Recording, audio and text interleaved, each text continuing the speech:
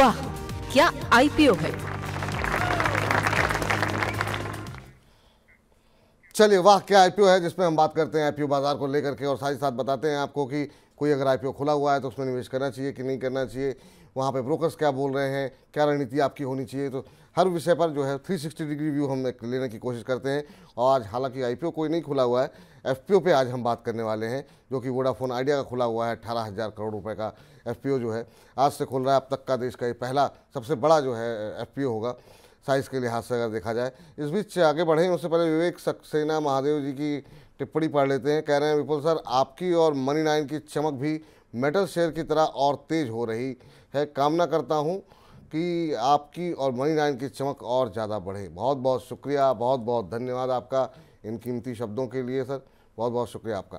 तो चलते हैं हमारे सहयोगी शौर्य के पास हर रोज़ की तरह। शौर्य, क्या कुछ खास आज रहने वाला है, क्योंकि इतना बड़ा एफपीओ आ रहा है, बहुत बड़े संख्या में कंपनी के पास निवेशक हैं और वो भी काफ़ी उत्साहित होंगे कि उनको एक मौका मिलेगा दोबारा लोअर लेवल पे एंट्री करने का। क्या कुछ प्रतिक्रियाएं मिल रही हैं? जी, अगर वोडाफोन एफपीओ से शुरुआत करें तो एफपीओ आज खुला है, 22 अप्रैल तक खुला रहेगा। प्राइस बैंड है 10 से 11 रुपये, बल्कि अभी मार्केट में 13.4 रुपीज़ का प्राइस चल रहा है, यानी आपको 2.4 रुपीज़ के डिस्काउंट पर ये भी कंपनी में मिल रहा है एफपीओ जो शेयर प्राइस से है। आप देखिए तो इसका एफपीओ का साइज है 18,000 करोड़ का, और आज लेटेस्ट आंकड़ों के हिसाब से 4% ही भरा है। अगर आपको लग रहा है 18,000 करोड़ बहुत बड़ा है, जो इंडिया सबसे बड़ा आईपीओ है, तो ये वोडाफोन का जो एक लार्जर प्लान है कैपिटल रेस का, उसका सिर्फ एक पोर्शन है। उसके अलावा वोडाफोन 2,000 करोड़ रुपए जो है प्रमोटर से मिले हैं, साथ ही साथ कंपनी का 25,000 करोड़ डेट के थ्रू भी रेस करने का प्लान है, यानी total 45,000 crore rupees company raise कर रही है। जिसके मेन रीजन है कंपनी के डेट पेमेंट के साथ साथ अपने देखें तो इंफ्रास्ट्रक्चर में इन्वेस्ट करना, ताकि वो 4G और 5G में अपने आपको निवेश करते हुए नजर आए। अब अगर एफपीओ की डिटेल पर नजर डालें तो 50% कोटा रिजर्व है क्यूआईबी सेगमेंट के लिए, एनआईआई के लिए 15% और रिटेल निवेशकों के लिए 35% है।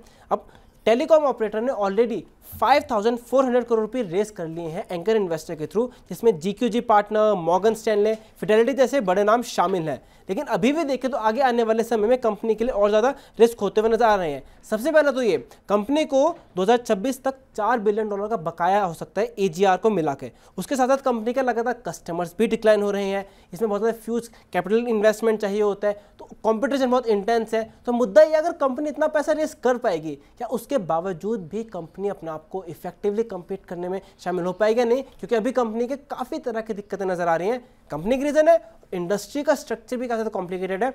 इंडस्ट्री का स्ट्रक्चर ऐसा क्यों है, उसके पीछे की वजह क्या है, उसके बारे में आपको हम कल जानकारी देंगे। चलिए, तो कुछ चीज़ें आज बता रहे हैं, कुछ चीज़ें करके छोड़ रहे हैं, एक ही बार में सॉरी ज़्यादा ज्ञान नहीं देते हैं। चलिए, ये अच्छी बात है। तो यहाँ पर जो है सर, देखिए 2-3 बातें हैं। जो नेगेटिव बात है वो शौर्य ने बताई अभी कि मतलब ये कंसर्न है, काफ़ी ज़्यादा कर्ज है कंपनी के ऊपर। ब्रोकर्स की राय क्या है ये भी ज़्यादा देख लेते हैं। स्वास्थ्य का इन्वेस्टमेंट मार्ट कर रहा है कि वो न्यूट्रल है, कुछ नहीं कहेंगे। अरिहंत कैपिटल कह रहे हैं सब्सक्राइब करना चाहिए, और आईएफएल सिक्योरिटीज़ की तरफ से ऐड की राय दी जा रही है। ये है वोडाफोन आइडिया पर ब्रोकर्स की राय। पॉजिटिव बात यह है कि बहुत बड़े बड़े नाम, मॉर्गन स्टैनले, जीक्यूजी पार्टनर, ये जो है इसमें फिडेलिटी, ये सारे नाम जो है वो आते हुए दिखाई दे रहे हैं। क्या लगता है सर कि क्या ये 18,000 करोड़ का जो एफपीओ है पूरी तरीके से सब्सक्राइब हो पाएगा? पहला सवाल। दूसरा, जो रिटेल लोग हैं, जो आम आदमी है, जिसने लगाए थे और जो ट्रेडिंग कर रहा था, क्या उसको अप्लाई करना चाहिए एफपीओ पे कि नहीं करना चाहिए? आप कैसे देख रहे हैं इस एफपीओ को?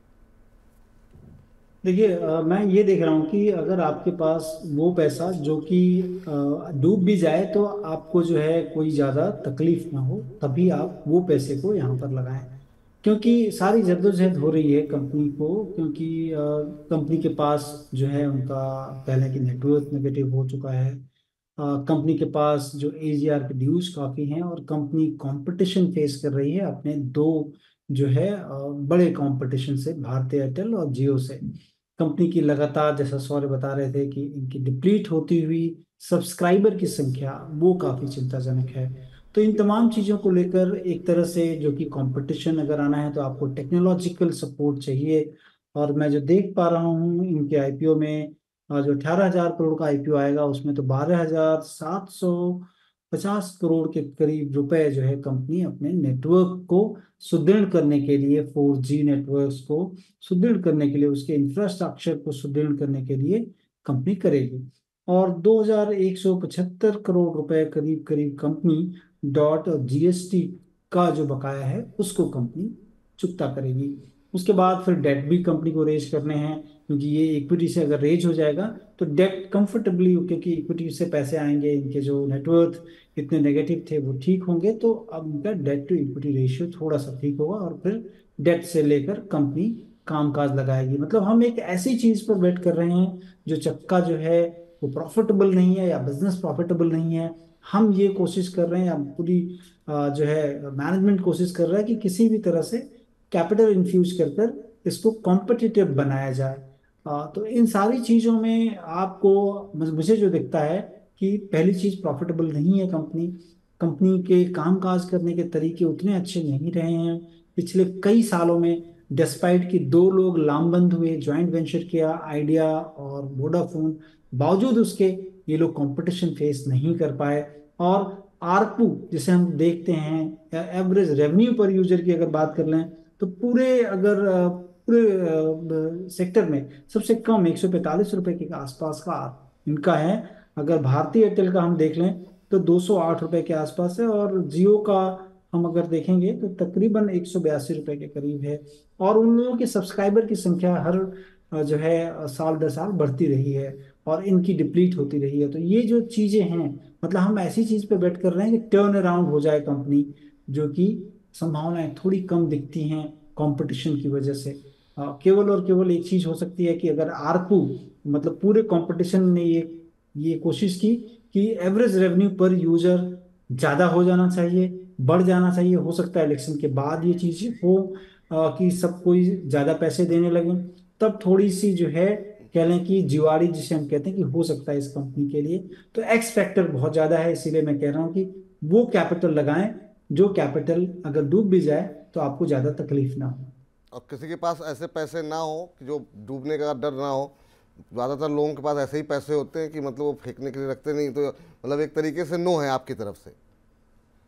एग्जैक्टली अगर आपके पास वो पैसे नहीं है तो आपके पास बेहतर विकल्प हैं जहां पर आपको देखना चाहिए। और ठीक है। एक दूसरी जी। चीज मैं बता दूं कि ये जो मूवमेंट हो रहा है आइडिया में, ये एक तरह से यस बैंक में वो एक मूवमेंट हुआ था जब पूरी सरकार, पूरी आरबीआई उसको बचाने के लिए लगी थी, और उसको बचा भी लिया गया। उसके इक्विटी को काफी बड़ा एक्सपेंशन मिला, और यहाँ पर भी इक्विटी डायलूशन मोर देन 30% होने वाला है। तो कंपनी का जो है इक्विटी डायलूशन भी होगा, ईपीएस भी कम होंगे आने वाले दिनों में। ये तमाम चीजें हैं, बहुत जद्दोजहद इसमें सरकार भी कोशिश की है, क्योंकि सरकार की भी अगर आप देखें एजीआर जो ड्यूज हैं इंटरेस्ट के जी। रूप में, उसमें 33% के आसपास की हिस्सेदारी सरकार की भी है इसमें। तो ये राय यहाँ पर ये निकल करके आ रही है कि अगर आपके पास ऐसे पैसे हों जिनके खोने का आपको डर ना हो, या कोई के कहीं गिर जाए तो आपको कोई घबराहट ना हो, वो पैसे तो आप लगा सकते हैं। लेकिन हाँ, ज़रूरी चीज़ों के लिए गारंटी के साथ कि ये शेयर चलेगा आगे चल करके, उस पैसे को आप बिल्कुल हाथ मत लगाइए। तो एक तरीके से इनकार है इस एफपीओ को लेकर के संतोष जी का। शौर्य, और क्या कुछ आंकड़े आप लेकर के आए हैं? जी, एसएमई क्षेत्र पर नजर डाल लेते हैं हम। एसएमई क्षेत्र में 2 आईपीओ खुले हुए हैं। पहली कंपनी का नाम बड़ा इंटरेस्टिंग है, वो है रामदेव बाबा सॉल्वेंट। यह आईपीओ 15 से खुला था, 18 तारीख तक खुला रहेगा। प्राइस बैंड है 80 से 85 रुपए का। 50 करोड़ रुपए का आईपीओ है, और आज 12:15 बजे तक 27 गुना ऑलरेडी भर गया था। और 85 रुपीज़ के ऊपर कंपनी को 27 रुपीज़ का ग्रे मार्केट में प्रीमियम मिल रहा है।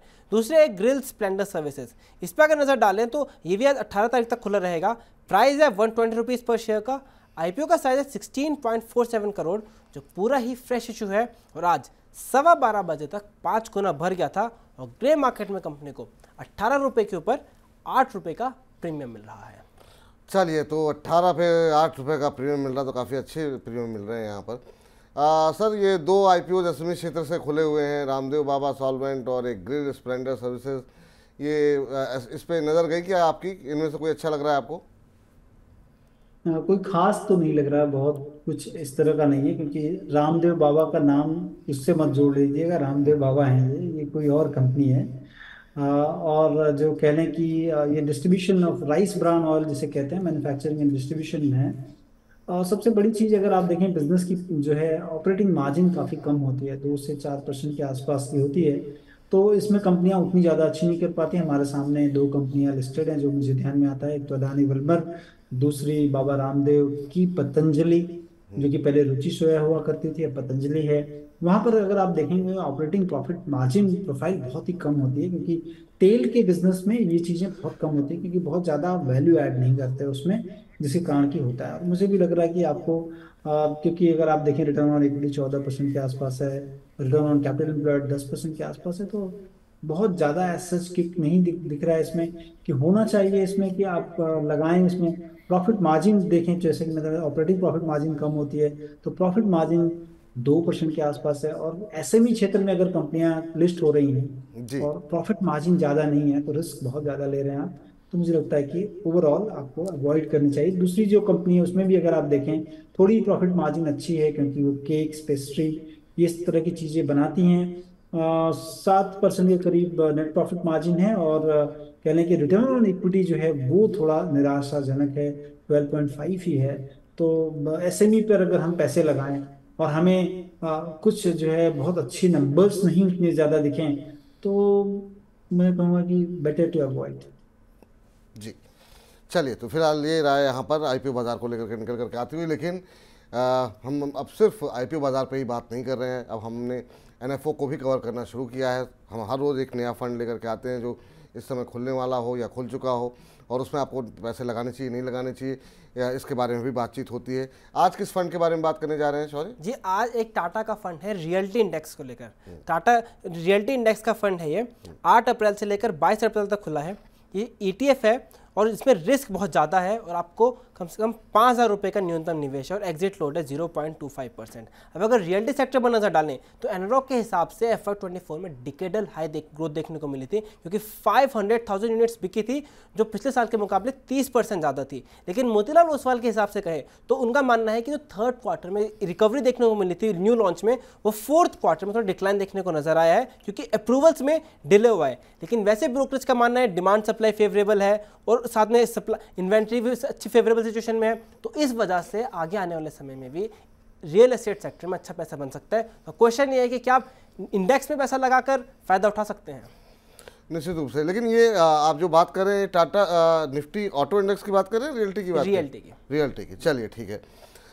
सर, रियल्टी शेयरों में काफ़ी शानदार मूव रहा है। ओवरऑल रियल्टी सेक्टर पे आपका व्यू क्या है? और जो लोग बाजार में पैसे नहीं लगा करके ईटीएफ के ज़रिए जो है प्ले करने की कोशिश करते हैं, उनके लिए आप क्या सलाह देंगे, क्योंकि ऑलरेडी काफ़ी अच्छी रैली आ चुकी है?